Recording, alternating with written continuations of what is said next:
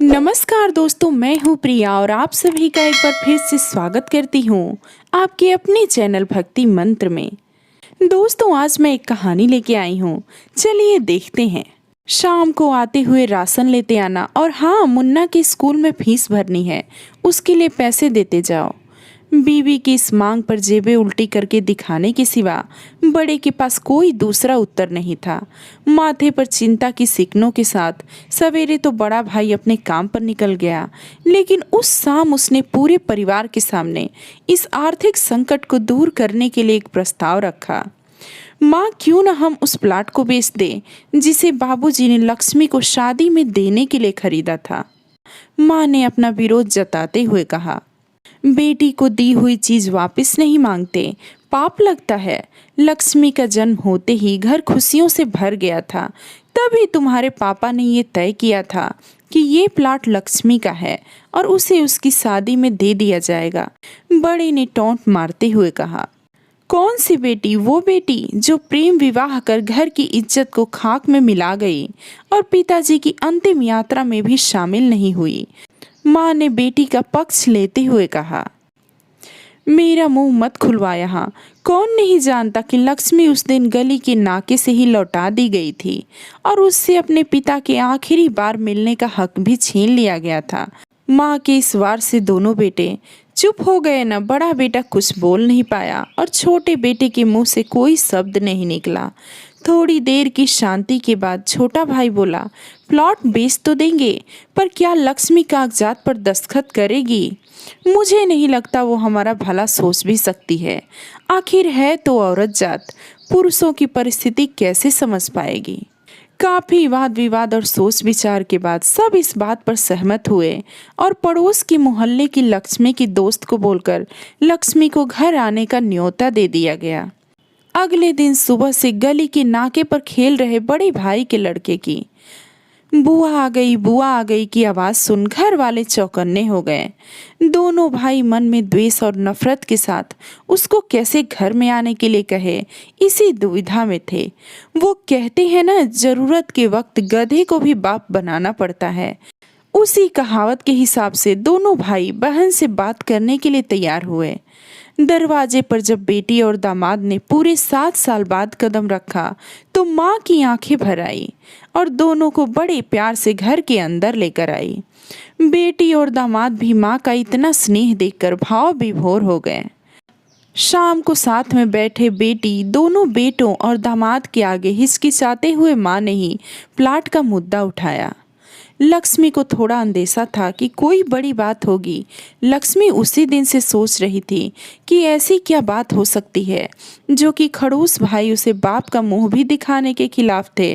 वो अचानक इतने कैसे पिघल गए, लेकिन अब उसको सारी बात समझ में आ गई। लक्ष्मी ने तिरछी नज़र से पति की तरफ देखा तो वो बोल पड़ा, देखिए माँ जी, शादी से पहले जो कुछ आपका था वो आपका ही रहेगा। ना उस पर मेरा या लक्ष्मी का कोई हक था और ना ही भविष्य में हम मांगेंगे। इसलिए आप निश्चिंत होकर उस प्लाट के साथ जो करना है कीजिए। आप जहाँ कहेंगे हम वहाँ साइन कर देंगे। सुबह से अपने जीजा से नजरें चुरा रहे दोनों भाइयों ने अब अपने जीजा को अच्छे से देखा। सुबह प्लाट के कागजात पर बहन के दस्तखत लेकर काम खत्म किया जाएगा, ये तय हुआ। सब इस मीटिंग को खत्म कर उठ ही रहे थे कि टीवी पर अनाउंसमेंट हुआ कि आने वाले 21 दिनों तक देश में लॉकडाउन लगाया जाएगा। लक्ष्मी के पति ने फोन पर बात करने के बाद कहा, अब हम क्या करेंगे लक्ष्मी? कल की बस भी रद्द हो गई और 21 दिनों तक कोई बस नहीं है। हम तो फंस गए। इस खबर से दोनों भाई बहुत निराश हो गए, क्योंकि एक तो उनकी आमदनी कम थी और 2 लोगों का और खाने पीने का बोझ भी बढ़ गया था। लेकिन माँ अंदर ही अंदर खुश थी, क्योंकि इतने बरसों बाद घर वापस लौटी बेटी इसी बहाने कुछ दिन आराम से उसके साथ तो रह पाएगी। दोनों भाई छुटक सब्जी और फल बेचा करते थे। कुछ दिनों में ही लॉकडाउन के चलते और कोरोना वायरस के चलते लोगों ने उनसे सब्जियां और फल खरीदना बंद कर दिया था। पहले से खराब उनकी आर्थिक स्थिति और ज़्यादा खराब होने लगी और वो मन ही मन लक्ष्मी के कदमों को अशुभ मानने लगे। बहन और जीजा जी से उनकी यह हालत छुपी नहीं थी। लक्ष्मी के कहने पर उसके पति ने दोनों भाइयों की सब्जी और फल की रेडियो पर लोहे की रॉड और जलियां फिट कर दी। बाजार जाकर दोनों के लिए कैप, हाथों के दस्ताने और थोक के भाव के सब्जी और फल खरीद लाए। दोनों की रेड़ियां अच्छे से तैयार कर, फल और सब्जियां ढककर दोनों भाइयों को टोपी और दस्ताने देकर जीजा जी ने उनसे कहा, एक बार इस तरह से धंधा करके देखो, शायद आपका मुनाफा बढ़ जाए। थोड़ी आनाकानी करने के बाद दोनों भाइयों ने जीजा जी के समझाए अनुसार धंधा शुरू किया।